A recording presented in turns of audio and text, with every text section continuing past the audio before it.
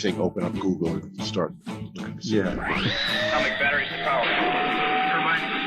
Now, everything old is new again. America's entertainment pop culture talk show. It may well possess a rudimentary intelligence. I'm trying to think, but nothing happens. Felt a great disturbance in the force. Hello, I'm Mr. Red. Come on, bark like a dog for me. Where's the goodies? Leave the gun. Take the cannoli. I bet you wouldn't have done anything like this if Mom and Dad were here. You filthy criminal. Excuse me while I whip this out. Go ahead.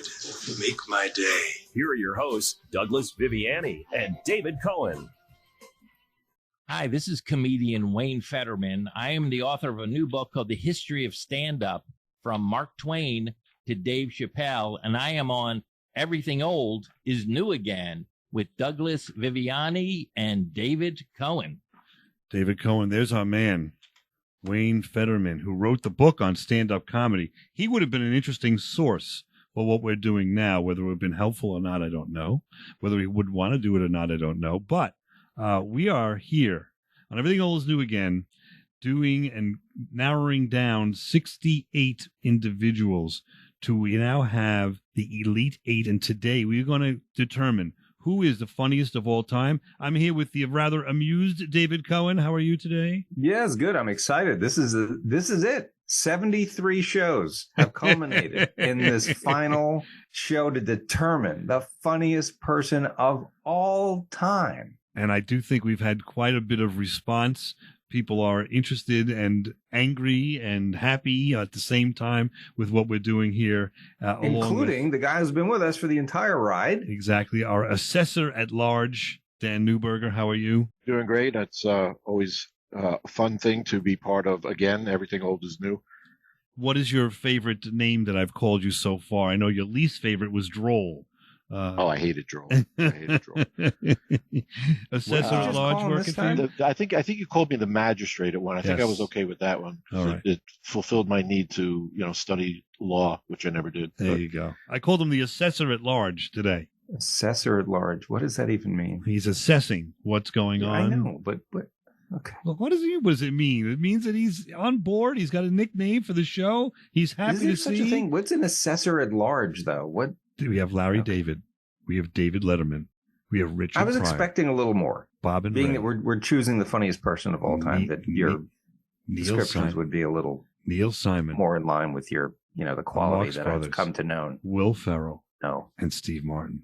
The first one we're starting off with. The absolute first one. I think you're being ignored. Is Larry. Yeah, he just moves on with the show. It's almost like a show within a show. If you and I just kept talking, so would Doug. He would just keep moving on and eliminate people, and the show would be over. Yeah, the ones that are interested in what I have to say, they could listen to the left speaker, and the ones that are interested in what you have to say, they could listen to the right speaker. That's all. Perfect. Larry David against David Letterman. This starts off with me.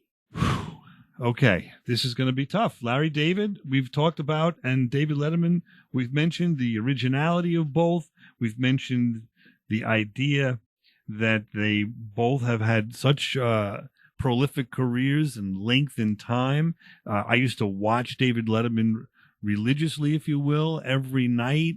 No one does that now. No one watches any of the late night characters now, I don't think, because they are so interested in what the host has to say. They look to the guests, maybe. Didn't matter who the guests were on David Letterman. I was in. I was there. And we talked about it. And I talked about it with my friends and family, whatever. And I got other people into it. Oh, you haven't seen it? You have to watch it. It was an exciting show, an exciting performer, although he was not exciting himself. He always had that deadpan, and he was sort of relaxed. I even went to go see him in New York City a couple of times perform his show. You could get tickets and see the show live. So a pretty big part of my comedy stylings, if you will, or likes and dislikes, comes from David Letterman. Larry David was something brand new. Didn't even know he was behind the scenes of Seinfeld. Never knew who he was. Haven't really seen a great stand-up routine from him, if you will. But the writing of Seinfeld, or his participation in Seinfeld, cannot be underestimated. Curb is hysterical, surrounds himself by funny people, a new kind of performing where you just set up a general outline and let your actors improv. Wayne Fetterman, who just introduced us, was on the show and told us a little bit about that as well. So where do you go with this? I have to go with David Letterman just because he made me smile, laugh, have fun for at least 20 years, 4 nights a week, if not 5. I think at some point he took off Fridays, I think, but 4 or 5 nights a week. So to me, it's David Letterman. Dan, where are you on this? David Letterman was definitely one of the funniest people in entertainment for a period of time in my life, and so was Larry David. I think Larry David, maybe there was a short overlap, but the Seinfeld, Curb Your Enthusiasm years were after the Letterman years, and so this is like it's hard because you can't really compare them one against the other for their work contemporaneously. So that makes it, I think, a bit more challenging to pick one. Over the course of these episodes, you guys have reminded me of so many things about Letterman that I had forgotten. Remember the monkey cam?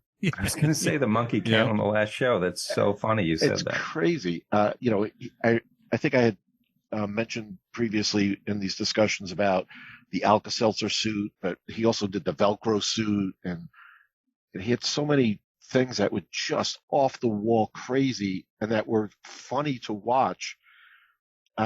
Larry David is hilarious. I mean, I love the fact that he does, like, I get in trouble with my wife sometimes because in normal, ordinary situations at the supermarket, I'll do or say something that people around me would be like, what is wrong with this guy? And I'm doing it for the laugh. It's like, I don't do it because I'm, well, maybe I do have other reasons. I don't know. Maybe I should. My wife is a therapist. Maybe I ought to talk to her about that. But I can't, I don't know. I thought going in that I was going to vote for Larry David, and now the more I'm thinking about it, I'm leaning towards David Letterman. So I'm not going to belabor the point. I'm going to go with David Letterman. There you go. David Cohen, where are you? Oh, I love it when the decision is taken away from me. I don't have to decide.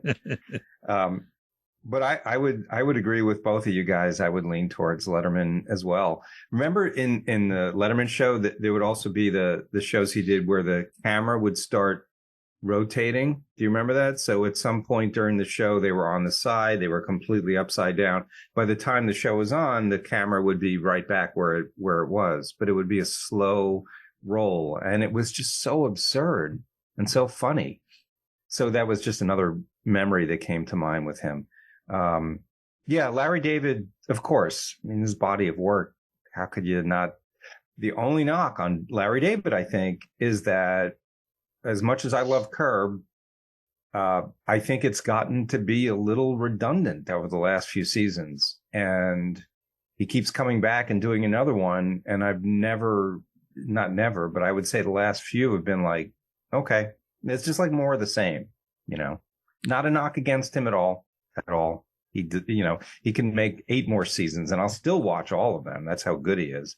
But I got to go with Letterman, make it a trifecta here. All right, there you go. Letterman also, remember when, Letterman would do these, he'd go like tape something ahead of the show.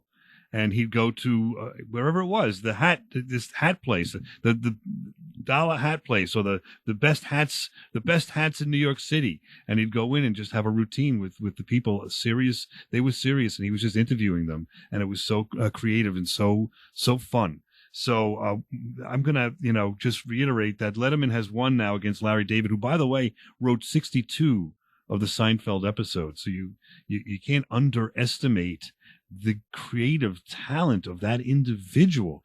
But I mean, we're now into the final 4 here, and it's Letterman. When we get back, we're going to talk about Richard Pryor against Bob and Ray, and Neil Simon against the Marx Brothers, and whittle us down to the final 2, and then of course the final one, who is the funniest of all time. We'll be back right after this. Everything old's new again.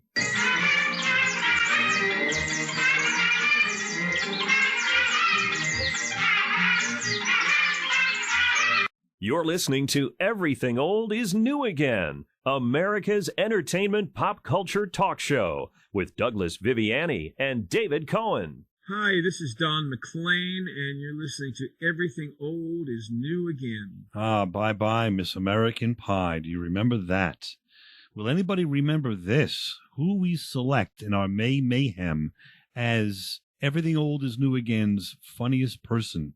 I don't know. We're going to have to see the test of time there, but we're joined by Dan Newberger, who's going to start us off this time with Richard Pryor against Bob and Ray. Where do you stand on this one, my man? So the brackets on this one make such a difference, right? Because, I mean, obviously, I voted for both Richard Pryor and Bob and Ray in the other round, and obviously there were reasons why I was comfortable with both of them. But as I look at Richard Pryor against Bob and Ray, there is one that I have to say it's kind of like, yeah, I can't imagine not picking that one, even though I love them both. Bob and Ray have been around for, well, I mean, they're not on the air obviously anymore, but they started in the 40s, which predates me by quite a bit. So I probably missed a good 25 years of their live performances, at least. Whereas Richard Pryor, his comedy routines were coincident with the time frame that I would have been, watching TV, going to movies as a younger person. So there's more of a connection for me with Richard Pryor than there is with Bob and Ray, who I love. I mean, I have memories of, as a very young person being driven to work by a guy who I worked with who would have on the AM radio, the Bob and Ray show. And that's actually how I first learned about them, was on those drives to and from work. But I think I have to go with Richard Pryor here. There it is, David Cohen. Yeah, I agree. Richard Pryor. I mean, he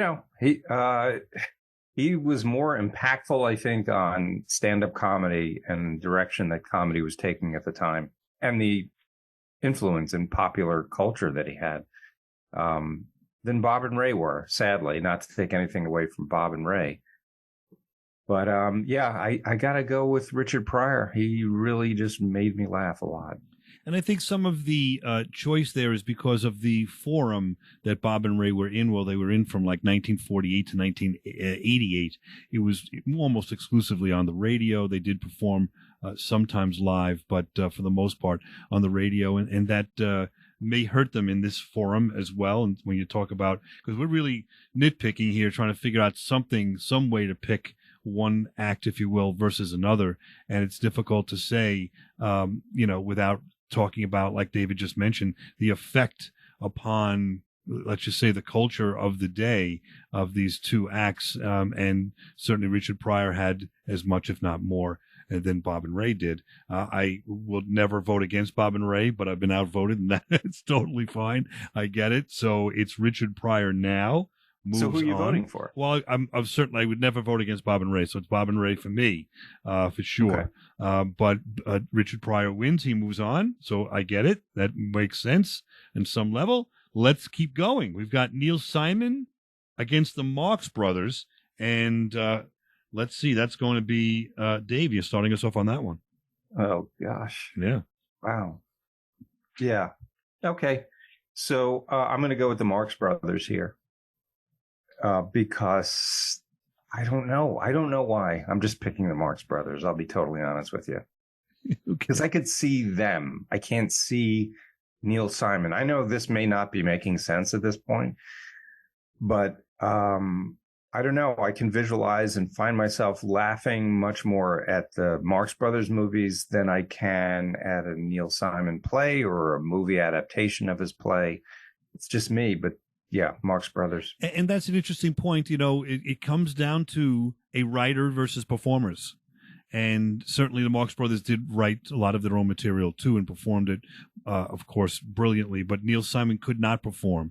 So does that mean anything? I don't know. I'm just throwing it out there. It's an interesting factor of someone that, quote, just writes. I'm not putting it down, but, writes the material versus people that are writing and performing. And of course, they're performing other people's work as well brilliantly. And it's 3 against 1. Again, keep on saying it. The Marx Brothers are going to carry the day for me as well. Hesitant to say that on all of these hard choices, but Marx Brothers carry the day for me. Where do we go, Dan? Where are you on this? This is again, this one is kind of like, how do you go with Neil Simon over the Marx Brothers? Neil Simon was sort of like the Cinderella in my mind in this bracket, because who did Neil Simon originally beat? The Onion. Okay. Then Neil Simon beat Louis C.K. Then Neil Simon beat Eddie Murphy. I don't see Neil Simon beating the Marx Brothers. And if they do, there's something wrong with all three of us. So I've got to go. And again, I'm not taking anything away from Neil Simon. Brilliant writer. But like the Marx Brothers have to make it into the final four, particularly the way that they're bracketed right now. So yeah, it's a clean sweep. Well, the Marx Brothers is Duke. Let's be honest about it, right? Yeah. Something like that. David, and by the way, I'm disappointed that you guys did. Maybe you were just being kind, but I purposefully botched the name of the show, because it seems like every person that you have doing a promo for the program seems to get the name of the show wrong, and it just kind of rolled off of both of your backs. Like you expect people to get the name of the show wrong. What's up with that? We feel what do you say? We feel that we are the only ones that are privileged enough to know the proper name of the show, and David points it out, and it's very true. Many of the guests just don't get it right, so we feel like that's okay. They don't get it right. No one gets it right except for David and I. We're the only ones that know the proper name of the show. It's an inside joke, I guess. I find that funny, though. All right. Now we're down to it. The last one. I guess I start this one off with Will Ferrell and Steve Martin.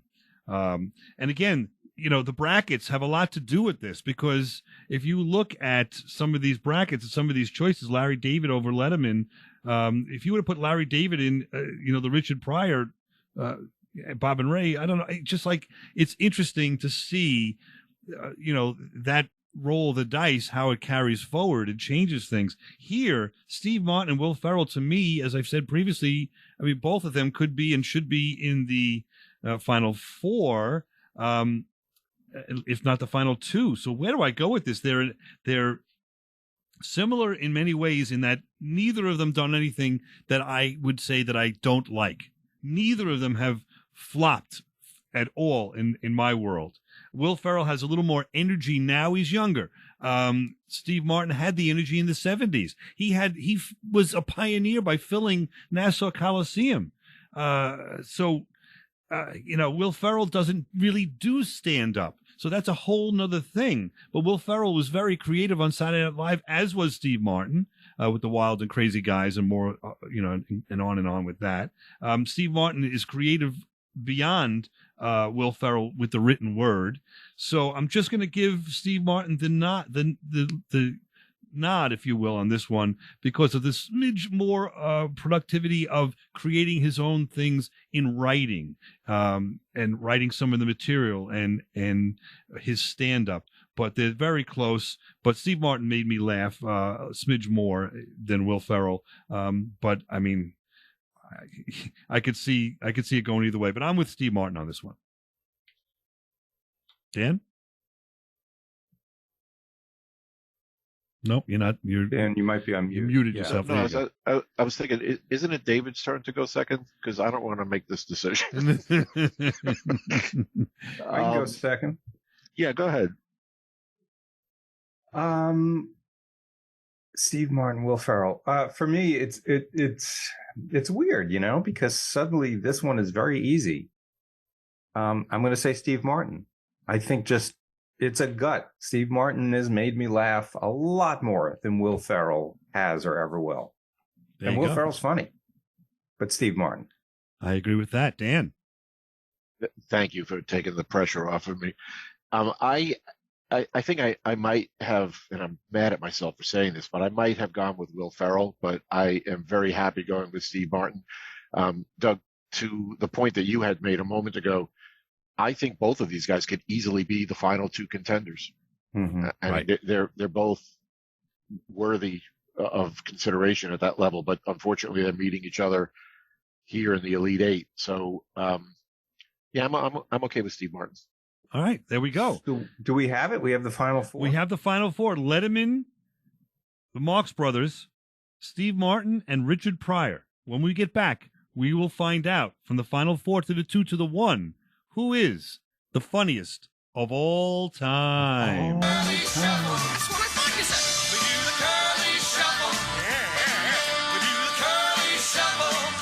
Now, back to America's entertainment pop culture talk show. Everything old is new again with Douglas Viviani and David Cohen. Hi, this is Mario Andretti, and you're listening to Everything Old is New Again. Hi, this is Rod Carew, and you're listening to Everything Old is New Again. There we go. Douglas Viviani here with David Cohen and Dan Newberger. We are now down to the final four on the NCAA style bracketing of 68 to the final person or act that is the funniest of all time. That was Mario Andretti and Rod Carew, just to show that we do other things besides talk about who's the funniest. But we are doing this for our 8th show, so this will be the end of it, and we'll turn the page. But I think it's interesting that we're down to David Letterman against Richard Pryor and the Marx Brothers against Steve Martin. Dan, you started off with Letterman against Richard Pryor. Where do you stand on that one? Pass. What's that? Pass. You wanted to be the magistrate. Yeah. Richard Pryor against David Letterman. I'm just not going to think very much about this because I'm good either way. Well, however you think about it, if you take your hands away from your mouth, it would benefit us. Sorry, I'm trying to cover up my... You think by the 8th show we get the hang of it. Yeah, sorry. Can you hear me now? David Letterman, who is brilliant on TV, looked forward to his shows, innovative, never knew what to expect.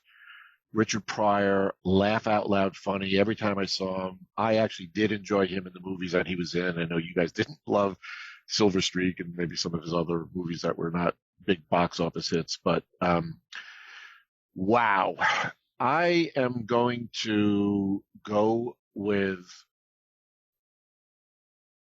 David Letterman. There we go. David Letterman. David Cohen, where are you? Yeah, David Letterman. I agree. I can't think about this too much because it doesn't make sense. It's a gut, right? You're just going from the gut. And so, I think for the sheer volume of work, and that's not always the determining factor, but there's something here to be said for someone that's been on the air or was on the air for so long and kept my attention almost the entire time. He was someone that was creative beyond. Certainly Richard Pryor was creative beyond for his time period, but it didn't last all that long. There were some flops thereafter. Letterman didn't really flop. So for those small reason, Letterman carries it for me as well. So now Letterman is in the final. Who is going to challenge him? Steve Martin or the Marx Brothers? David Cohen, you start us off on that one. Oh, boy. Steve Martin or the Marx Brothers. Yeah. They're like two of my all-time favorites. I don't know. It's like, I don't know what I'm trying to say. I'm speechless. So I would say... I will say this. Let me just say this. Neither of them will listen to this show, so you don't have to worry about hurting anyone's feelings. I'm not worried about hurting anyone's feelings. It's just the fact that I have to make a choice here. I think if I had to really get down to it, I would say David Letterman. I know, I'm kidding. That was a joke. I would say... you know what? I got to go with the Marx Brothers. It's the mass. It's the three guys. It's the, I don't know, working together, how they worked off each other and individually, how funny they were. And Steve Martin's only one guy. I don't know. So Marx Brothers for that reason. Interesting. I'm going to say that I appreciate and understand why you would choose the Marx Brothers, but I would say to you that Steve Martin just...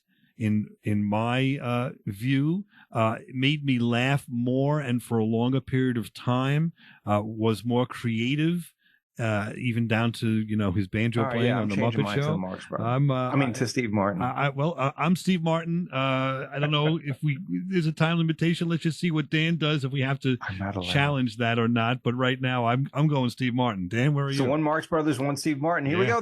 I can't believe it's come down to the next to last question, and it's being challenged, and Dan is the tiebreaker. Ladies and gentlemen, welcome to the steel cage match between the Marx Brothers and Steve Martin. Wow. Okay. Yeah, I know. I probably said the same thing every single time. Two incredible talents. The thing about Steve Martin, and he's, I was going to say, well, he plays a mean banjo, but then, Harpo Marx plays a mean keyboards, and Chico. Steve. Yeah, what did I say? Harpo. Well, actually, no. Harpo played the harp. He played harp, but he also played keyboards. I mean, the harp is actually a keyboards instrument, but actually that doesn't make any sense because then guitar would be considered a keyboard instrument. Yeah, and Chico's the one that was known for the piano. But okay, it was a percussion, I think. You sure his name wasn't Keyboardo? Yeah, I think it was actually. Yeah, I think that was the original name. It was Zeppo Keyboardo. Yeah, they changed later, but. So here's the thing about Steve Martin.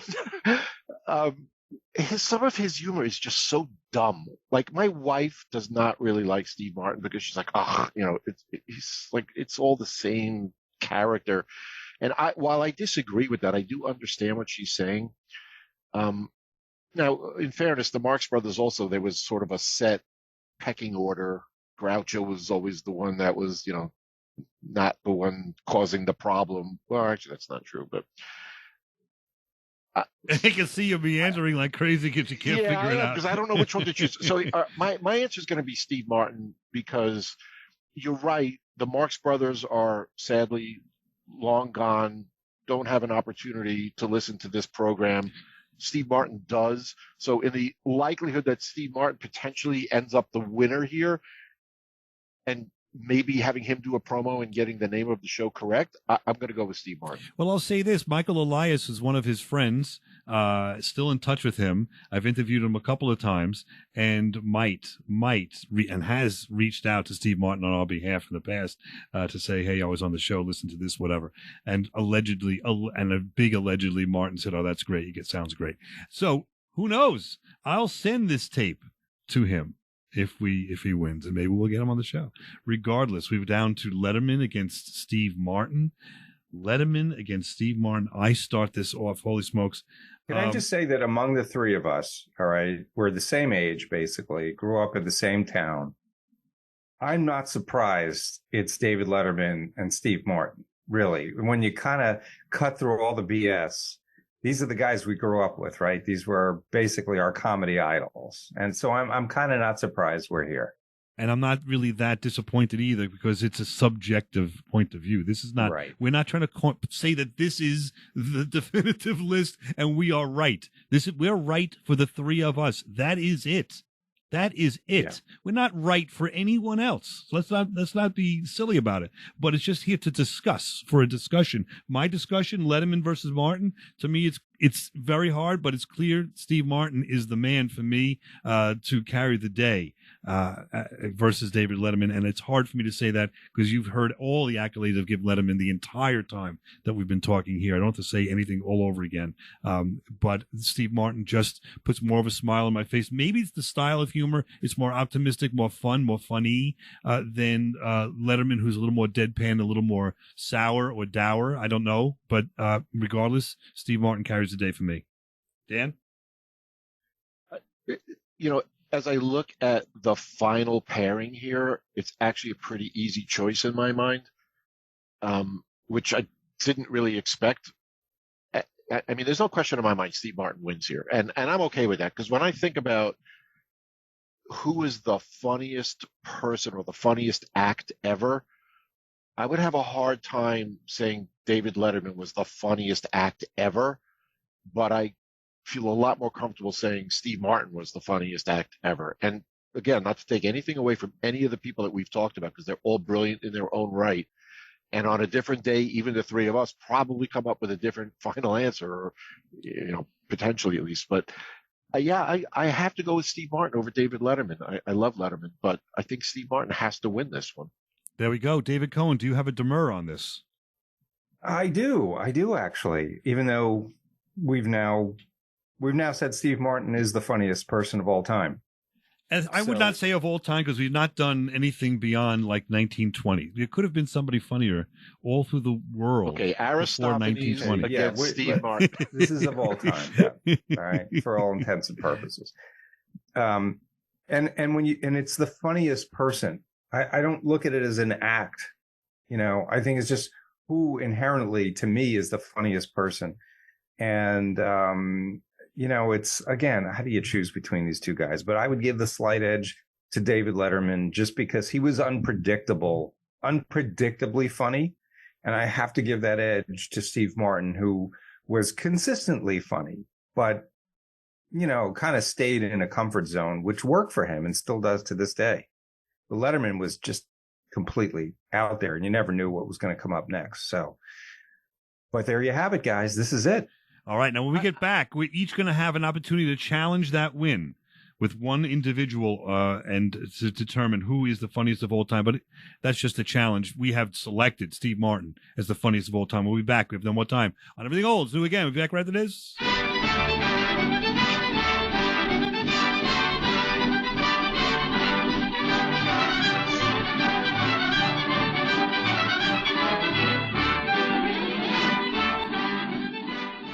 This is Everything Old is New Again, America's entertainment pop culture talk show with Douglas Viviani and David Cohen. This is Terrence Winter, writer and executive producer of The Sopranos, creator and executive producer of Boardwalk Empire and the new Vinyl on HBO. And you're listening to my friends Douglas Viviani and David Cohen on Everything Old is New Again. Here we are, and we're back. We have pronounced who is the funniest person as per our NCAA bracket, if you will, on Everything Old is New Again, and it's Steve Martin.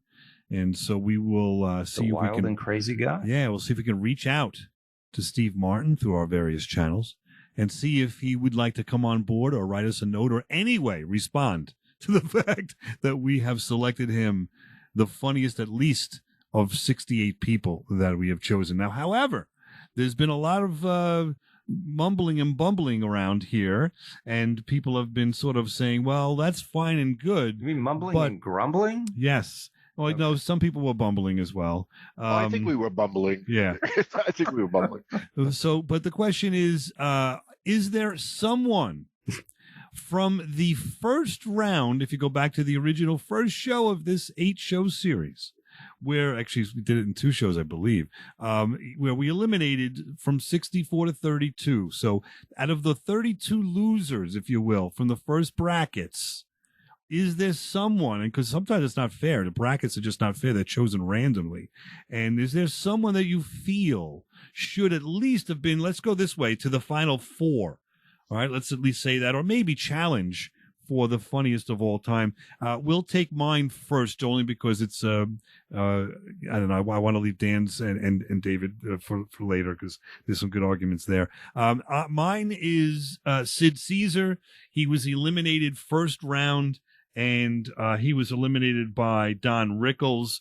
I think that Sid Caesar was more creative and a better performer than Don Rickles. I love Don Rickles' comedy, but if you evaluate what he does, I think it's a one note. I think if you watch Sid Caesar through the 50s, he was someone that brought people to the television, sold television sets, because that show shows he had amazing writers, absolutely. But I'll repeat what I said previously, that Mel Brooks, who wrote for him, said to him and has said to the world that he was the perfect instrument for the words that were created in the writer's room. And so they could do anything with him. He could do pantomime, he could do improv, he could do of course characters, he could do a straight skit, he could do a monologue.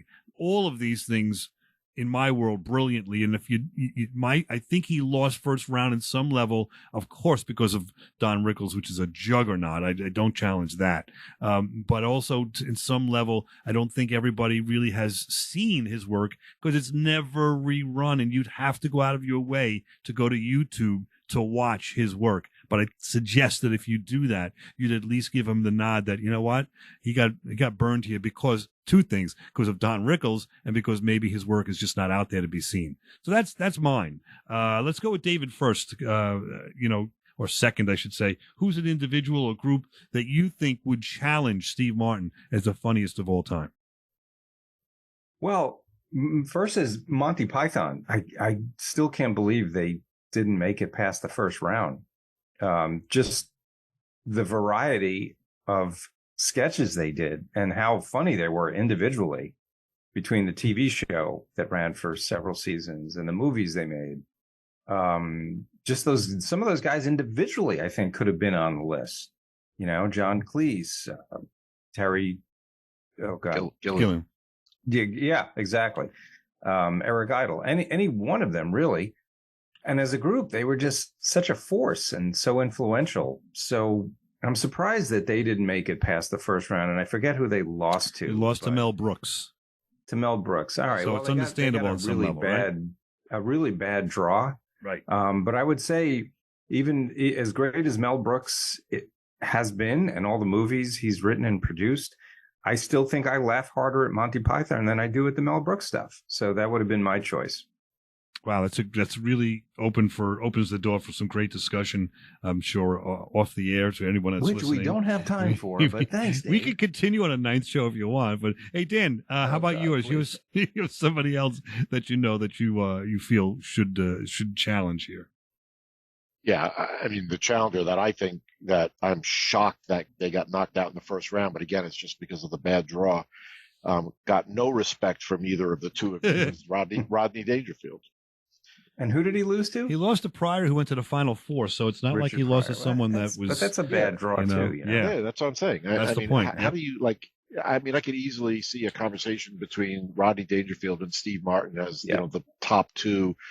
Sid Caesar, you know, made a good salad, but you know, other than that, you know, whatever. It's kind of dated.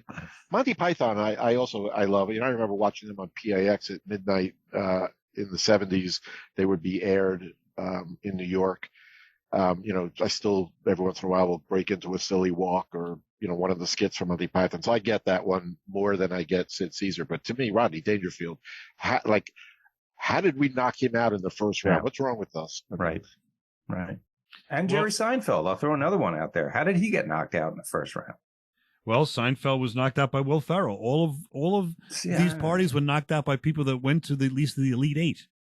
So it's almost like, did we really end up really picking the performers more than the writers or the people behind the scenes? Well, I don't know. Howard Ramis and Neil Simon went pretty far, and they were writers. But ultimately, we didn't, right? The final four were strict performers. Well, I mean, not what I'm saying, but they were all performers, not writers or not behind the scenes. Steve Martin is a writer. He's written a number of his movies. He's written for the Smothers I know, but Brothers. We don't remember him as a writer, Doug. We remember Steve Martin doing the Wild Crazy Guy. Who do you think wrote his material? Huh? Who do you think wrote his material? No, I'm saying, but not just a writer, but a performer. We ended up choosing performers as the final four, and I would argue maybe I don't remember what the 8 looks like, but I think we were influenced by being able to see the person being funny. Don't you think that adds another dimension though to their ability to be funny? It's not just to come up with the idea and write it, but also then to perform it. Yeah, I think you're right. There you go.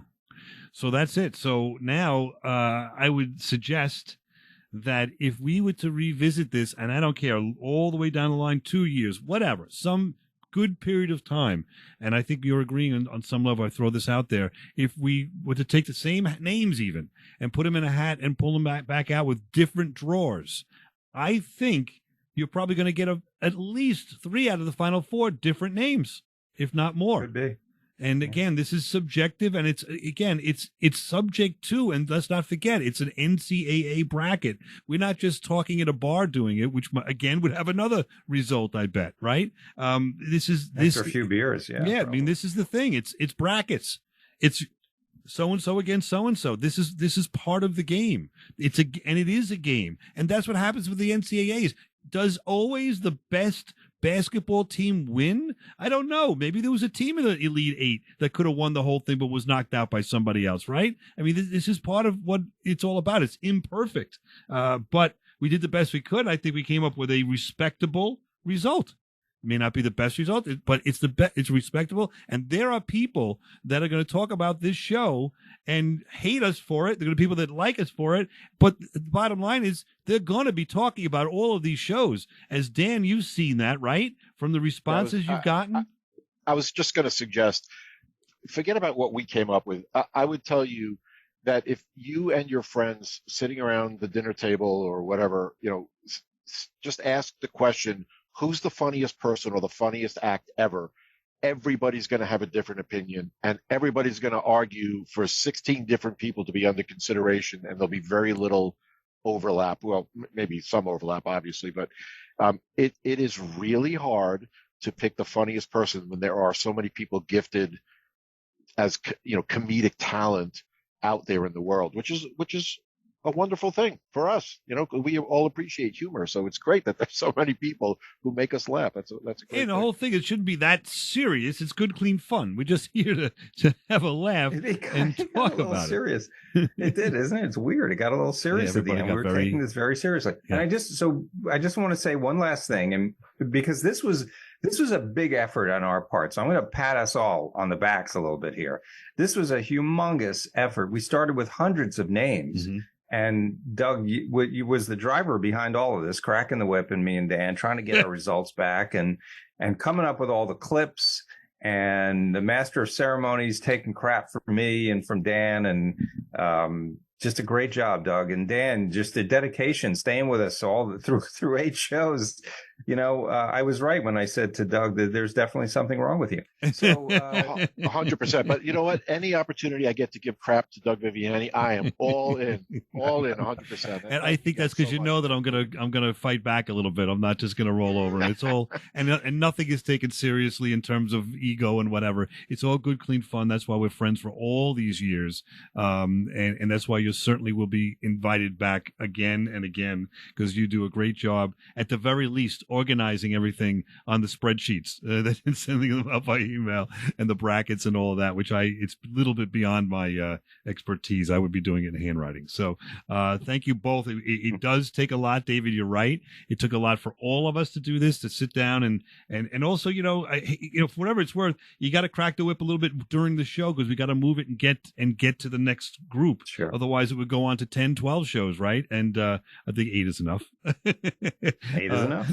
There we go. So listen, if you enjoyed it, write us. If you didn't enjoy it, and I don't agree with us, write us. Write us. Let us know how you feel. oldnewagain@AOL.com. Dan Newberger, thank you so much for taking all this time to spend with us. We'll certainly have you back, and we're welcome to have you. Thank you, gents. Appreciate it. All right. David Cohen, we'll see you next week on Everything Old. See you again. What are we going to do next week? Oh, boy. Who knows? Unfunniest people.